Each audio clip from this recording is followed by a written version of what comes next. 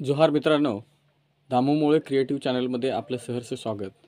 आज आपण आयुक्त सूरज मांढरे यांनी सर्व सीईओंना दिलेले पवित्र पोर्टल शिक्षक भरतीच्या दृष्टिकोनातून जे आदेश दिले त्या आदेशा बाबतीमध्ये आपण थोडक्यात माहिती घेऊ। त्यानंतर त्या आयुक्तांच्या पत्रामध्ये अनुसूचित क्षेत्रामधल्या ऑफलाईन शिक्षक भरतीबद्दलही भाष्य करण्यात आलेलं आहे। त्यानंतर आपण पेशा क्षेत्रातल्या कोर्ट विषयावरती आपण बोलण्याचा प्रयत्न करू आणि अनुसूचित क्षेत्रामधल्या भरतीवरती कोर्टाचं सावट असताना नॉन पेशा क्षेत्रामध्ये भरती प्रक्रिया होईल का, त्याच्यावर काही परिणाम होतील का, तर ह्या 4 बाबींवरती आज आपण बोलणार आहोत। तत्पूर्वी तुम्ही चॅनलला नवीन असाल तर चॅनलला सबस्क्राईब करा आणि सदर व्हिडिओ जास्तीत जास्त व्हायरल करायला विसरू नका। तर मुळात काल जे आयुक्त महोदय सूरज मांढरे साहेबांनी जे पत्र काढलं त्या पत्रामध्ये सर्व सीईओंना आदेश दिले, एक कालमर्यादा दिली की पवित्र पोर्टलच्या बाबतीत पुढची रणनीती काय असेल।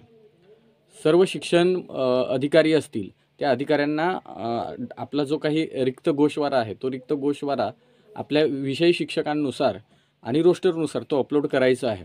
पण आपल्याला माहिती आहे की त्याच्यामध्ये अंशतः बदल होऊ शकतो, कारण बदलीचा जो काही टप्पा 6वा टप्पा आहे तो 6वा टप्पा अजून पूर्ण झालेला नाही। त्यांना 18 तारखेपर्यंत प्रेफरन्स द्यायला सांगितलेत आणि हा शेवटचा टप्पा असल्यामुळे थोडासा अजूनही कालावधी त्याला 2-4 दिवसाचा लागू शकतो। म्हणजे सगळं प्रेफरन्स लॉक करून 18ला झाले की मग याद्या पब्लिश व्हायला, आणि याद्या पब्लिश झाल्यानंतर मग त्या ठिकाणी या जिल्ह्यातून त्या जिल्ह्यात आणि समोरच्या जिल्ह्यातून आलेले शिक्षक कमी जास्त होतील। एकूण रिक्त जागांचा आकडा जशाचा तसाच राहील, परंतु जिल्हा परिषद वाईज तो आकडा कमी जास्त होईल।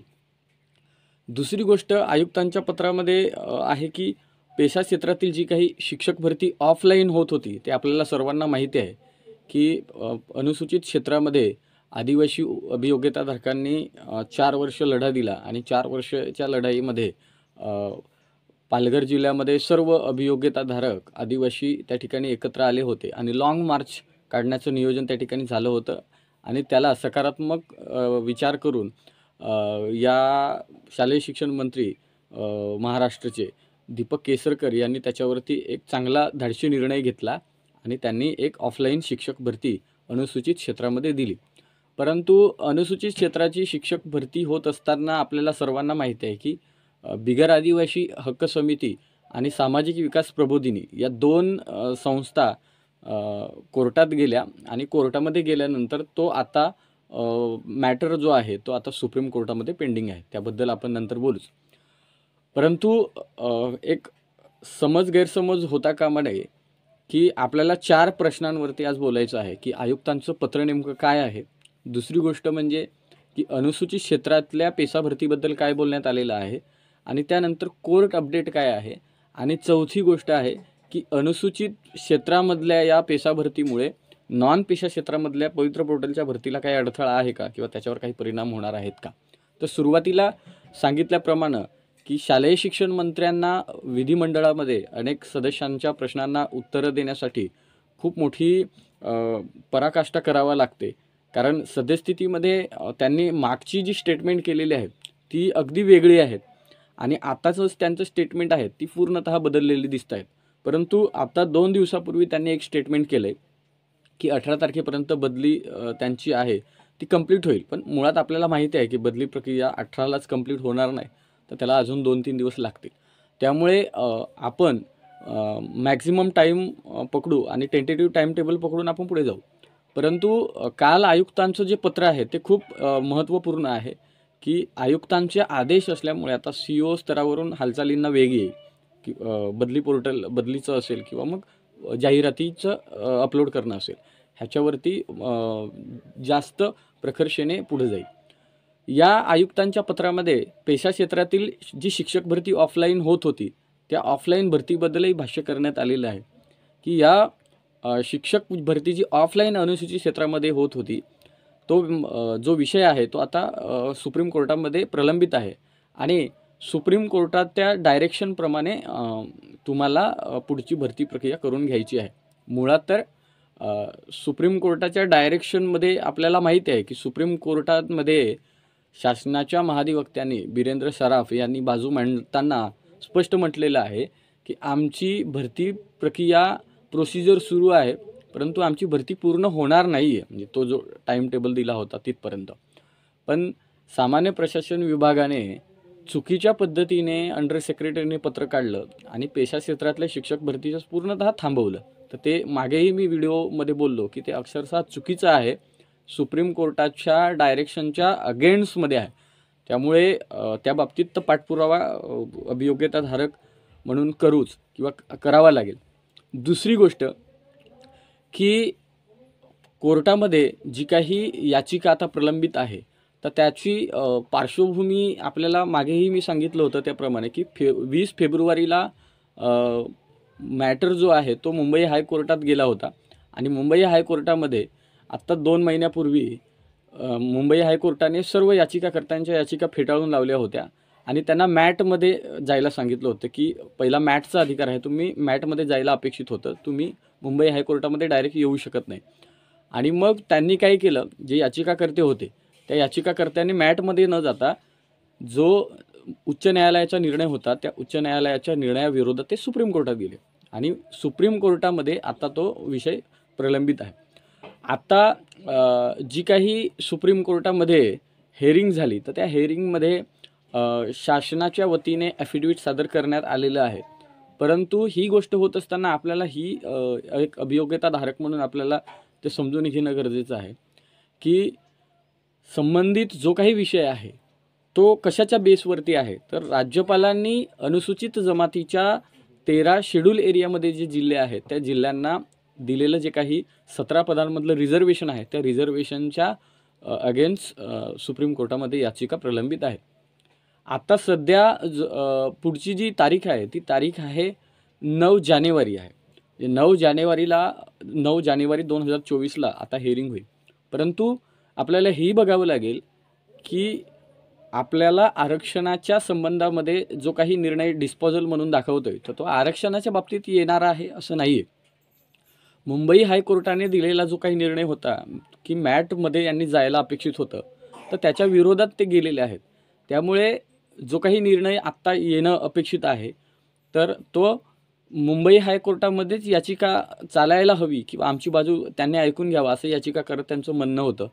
पण सुप्रीम कोर्टामध्ये त्यांनी तोंडी आर्ग्युमेंट्स केलं की आता आमची बाजू सुप्रीम कोर्टामध्येच ऐकून घ्यायला पाहिजे.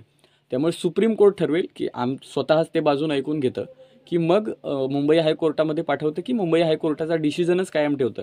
या 3 गोष्टींपैकी एक गोष्ट होऊ शकते. सुप्रीम कोर्टामध्ये आपल्या बाजूने म्हणजे शासनाच्या वतीने महाधिवक्ता बिरेंद्र सराफ हे बाजू मांडत होते.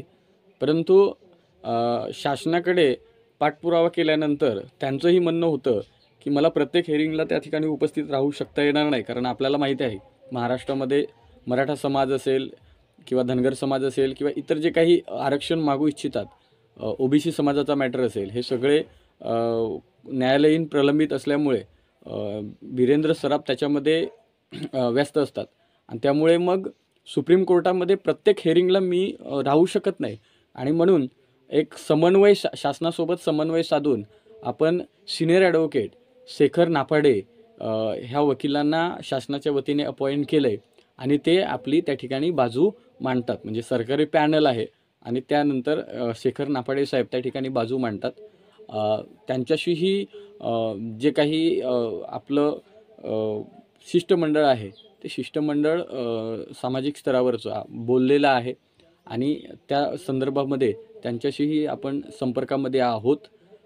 सांगायचं तात्पर्य एवढं आहे की सुप्रीम कोर्टामध्ये याचिका प्रलंबित असल्यामुळे त्याचा परिणाम इतर भरतींवरती होईल का, तर तसं काय होताना दिसणार नाही. म्हणजे पेसा क्षेत्रातल्या ज्या काही जागा आहेत त्या जशाच्या तशा ठेवून, कोर्ट निर्णयाच्या अधीन राहून ठेवून बाकीच्या ज्या काही जागा आहेत त्या शासन भरू शकतं. म्हणजे याच्या अगोदर मराठा समाजाचं रिझर्वेशनच्या बाबतीत निर्णय होताना त्याही वेळेस तशीच गोष्ट झाली होती की बाकीच्या जागा भरल्या होत्या आणि मग ते थांबलं होतं. त्यामुळे कोणीही पॅनिक होऊन जाण्याचं कारण नाही किंवा आदिवासी अभियोग्यताधारकांबद्दल कुठल्या ग्रुपला कोणीही चित्रविचित्र बोलण्याचंही कारण नाही. आणि ह्या भरती प्रक्रिया कशा व्यवस्थित होतील, अनुसूचित क्षेत्रामध्ये भरती प्रक्रिया कशी होईल आणि नॉन शेड्यूल एरियामध्ये भरती प्रक्रिया कशी होईल, तर त्या दृष्टिकोनातून सर्व मिळून प्रयत्न करायला हवेत. तर ही एक गोष्ट आहे. आणि चौथी बाब आहे की मग या पेसा भरतीमुळे पवित्र पोर्टलच्या नॉन पेशा क्षेत्रातल्या भरतीवर त्याचा परिणाम होईल का किंवा ती थांबेल का? तर त्याच्या बाबतीत आयुक्तांचं स्पष्ट पत्र आहे की त्यामध्ये असं काही म्हटलं गेलेलं नाही आहे. म्हणजे मी मागेही एक व्हिडिओमध्ये सांगितलं की अनुसूचित क्षेत्रामधली जी काही भरती आहे तर ती सुप्रीम कोर्टामुळे थांबू शकते. म्हणजे जोपर्यंत पुढची तारीख आणि पुढचं काही निर्णय येत नाही तोपर्यंत ते थांबेल. कारण सुप्रीम कोर्टामध्ये याचिकाकर्ते हे पेसा क्षेत्रातल्या आरक्षणाच्या बाबतीत गेलेले आहेत आणि हा विषय आरक्षणाचा आहे. भरती मग तो नंतरचा विषय येतो. पण मग हे आरक्षणाच्या विरोधात गेलेत. तर नॉन पेशा क्षेत्रामध्ये जे आरक्षण आहे ते वेगळं आहे. 2001च्या कायद्यानुसार जे काही अधिनियम बनवला महाराष्ट्र शासनाने आरक्षण कायदा त्यानुसार ते आहे. आणि त्यामुळे त्या भरतीवरती त्याचा परिणाम होईल का? तर त्याचा परिणाम होणार नाही. दुसरी गोष्ट की मग पेसा भरती किती दिवस थांबेल? बऱ्याच सदस्यांचा, बऱ्याच अभियोग्यताधारकांचे बरेच काही प्रश्न आहेत, त्यांच्यावरती आपण नंतर बोलूच. परंतु ही गोष्ट न्यायप्रविष्ट असल्यामुळे त्याच्यावरती जास्त काही बोलता येत नाही. कारण आपल्याला माहिती आहे की मला वाटतं काल आयुक्त साहेबांच्या पत्रामध्येही त्याचा उल्लेख आहे की औरंगाबाद बेंचला सुमोटो याचिका आहे आणि सुमोटो याचिकेला वारंवार सरकारला तिथं उत्तरं द्यावी लागतात. त्यामुळे त्याचाही आधार कालच्या पत्रामध्ये दिसतोय. तर एकंदरीत प्रशासन आहे ते स्वतःवरती घ्यायला बघत नाही की आमची काहीतरी चूक झालेली आहे किंवा आम्हीच दिरंगाई करतोय. मग एक तर ग्रामविकास विभागाच्या बदलीचं दिरंगाई असो किंवा मग शालेय शिक्षण विभागाचं रोस्टर आणि ह्या सगळ्या गोष्टी प्रलंबित होत्या. अजूनही कालच्या पत्रामध्ये जे काही खाजगी संस्था आहेत त्या संस्थांच्या बाबतीमध्ये भाष्य केलं नाही. त्या बाबतीत वारंवार पत्र निघालेले आहेतच. परंतु ह्या सगळ्या गोष्टी करत असताना आपल्याला हे आवर्जून बघावं लागेल की सुरुवातीला तर आयुक्तांचं पत्र नीट वाचून घ्यावं लागेल. दुसरी गोष्ट की त्या आयुक्तांच्या पत्रामध्ये पेसा जी ऑफलाईन भरती होती त्याबद्दल काय म्हटलं आहे तर ते मी सांगितलं. आणि तिसरी गोष्ट आहे की कोर्टमध्ये जो मॅटर आहे तो कोणता आहे आणि पुढची हेअरिंग कधी आहे, हा तिसरा मुद्दा होता. आणि चौथा मुद्दा की या पेसा भरतीमुळे नॉन पेशा क्षेत्रातली जी काही शिक्षक भरती आहे त्याच्यावर परिणाम होईल का, तर त्याच्यावरही मी भाष्य केलेलं आहे. त्यामुळे सर्वांनी हा व्हिडिओ जास्तीत जास्त व्हायरल करा आणि चॅनलला तुम्ही नवीन असाल तर सबस्क्राईब करायला विसरू नका. जोहार, जय संविधान.